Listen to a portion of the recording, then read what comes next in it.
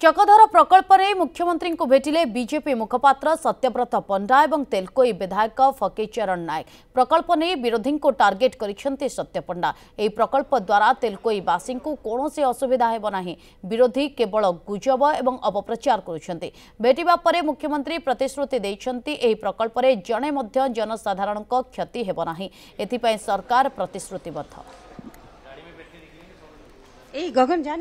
मुख्यमंत्री people's chief minister श्रीयुक्त मोहन चरण माझी प्रतिश्रुति देइछंती जे ए प्रकल्प द्वारा तेलकोईर जणे मध्य जनसाधारणकर जेभली क्षति न हबो सेथिपई सरकार प्रतिश्रुतिबद्ध।